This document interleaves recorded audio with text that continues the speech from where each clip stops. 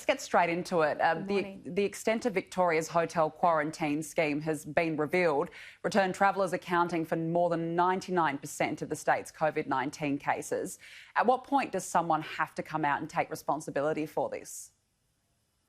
Well, I guess all Australians really understand right now that truth is at a premium, and they want the facts, and they want to know that whatever the facts are, that we're going to have the kind of leadership that will allow a response to protect us from the problems going forward.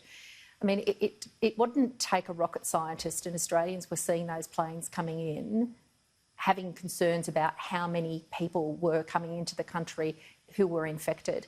So we knew that at the time. I think the most important thing we need to take from this is that we cannot allow that to occur again, and we need to have truth about what's going on so that proper decisions can be made. I think the other important thing is that we need to accept that when we have to stand up new systems at such speed and under such pressure, that we need to really get the very best experts that we can in terms of systems creation to protect us from things that could go wrong, things that might be able to be foreseen. And I don't think that blaming is going to get us the outcomes that we want. Australians care about their families, they care about their communities, they care about their jobs, their businesses. They want leadership from all government leaders of all persuasions that will tell them, you can be confident in us to learn the lessons and make sure that we implement systems that protect you, protect your family, and give us the best chance as a nation to keep moving ahead. It doesn't give Victorians much confidence, though. You talk about leadership. Do you think that the government in Victoria has shown leadership on the matter? Look, I think leadership is being shown in every context around the country. Leaders in communities are taking up the mantle of responsibility right now.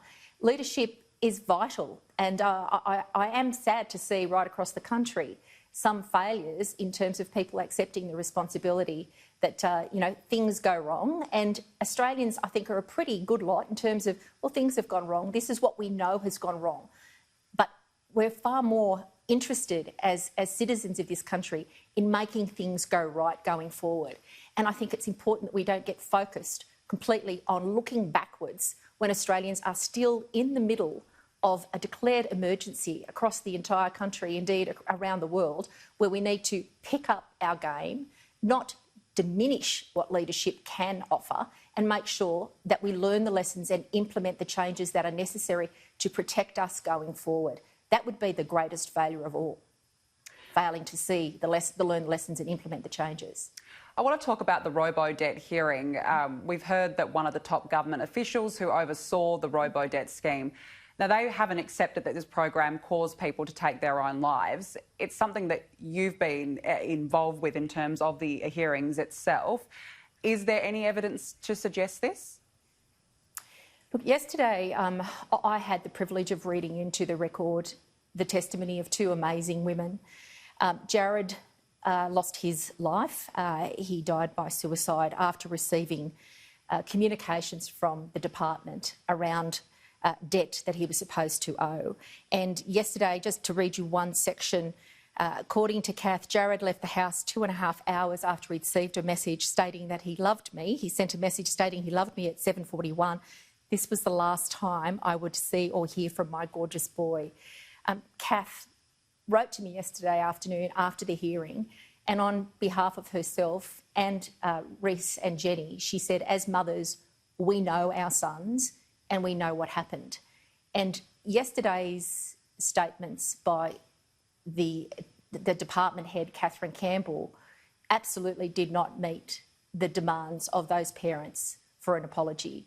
Ms Campbell was sorry about anything that's related to mental health. Well, we're all sorry about that, but she refused to accept any responsibility for the deaths of these two young men who were harassed by debt collectors. Dun & Bradstreet contacted Reese on 7 occasions with debts scaling up to $17,319. Jenny, his mum, said the above-mentioned notices, continued harassment, both written and phone calls, and this continuing pressure ultimately caused my son Reese to commit suicide on Australia Day, the 26th of January 2017. Now, even in light of those statements from the mothers of young men, young Australians who felt so desperately unable to respond to this government that they made the terrible choice to take their life by suicide. Those mothers know what happened. That was not enough for Ms Campbell yesterday to accept responsibility. And that's what I was talking about before with leadership.